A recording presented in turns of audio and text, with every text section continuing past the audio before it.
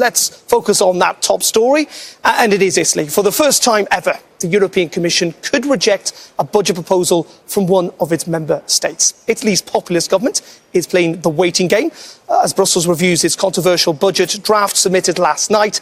It includes basic income for pensioners, tax cuts for the self-employed, and a lower retirement age. Now, Italy's coalition government would need to borrow some €37 billion to deliver on those promises. But Brussels clearly doesn't want to add to Italy's debt. Its public debt is already among the highest in the EU.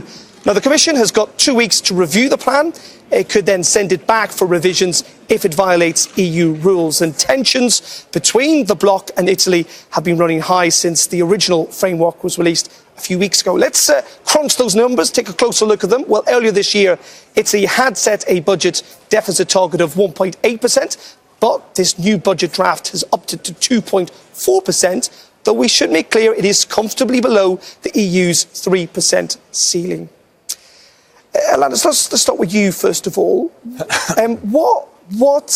Isn't this essentially the government in Italy trying to deliver the promises that they stood on in their election manifesto earlier on this year? Yes, absolutely. I have to say that after the elections, I went to Italy for a road trip that Euronews broadcasted. And exactly what I heard from people when I was talking to them, they expected exactly basic minimum income and a cap in taxes. They were overall, I would say there was a kind of a split between the south and the north. And in the south, they more expected like social measures, and in the north, the cutting of the tax for self-employed. So I would say that this is clearly a way to deliver what they promise, but the question is, where do they take the money? And according to the figures, there are some points that seem not really clear, at least to me, and maybe I can ask probably... Where are you going to get the money from? Actually, we are still waiting for the real paper, but we know that we have all the possibility to gain money.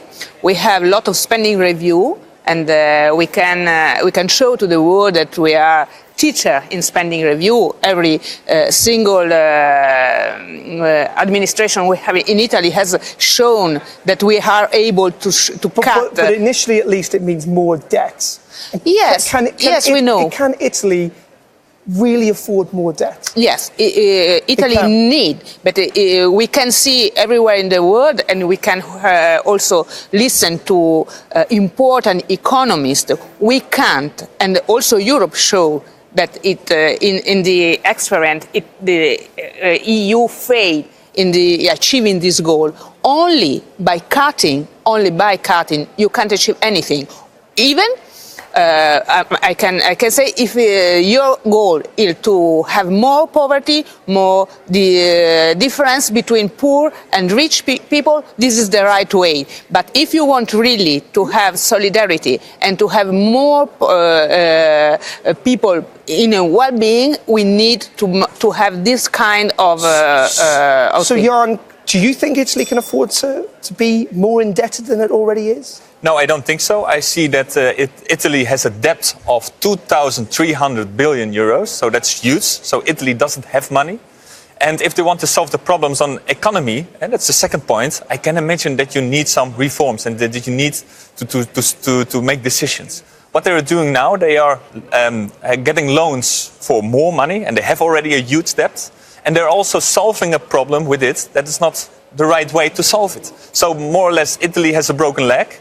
And you're spending a lot of money for aspirins and painkillers, but you have to fix your broken leg. You're shaking your head. It's quite different what you say, because we have since, I think, almost 1996 that our balance is net. So we haven't lost in our balance. What it's shown that it is not the loan the problem. The problem is how you use these loans. And what the previous government showed is that they use in a badly way the money that they required, and actually they increase year after year the debt. But that's the thing. Now we need money to have different way in investing money. So it is different to spend. So first of all, you're saying we have years and years of not a deficit in your budget.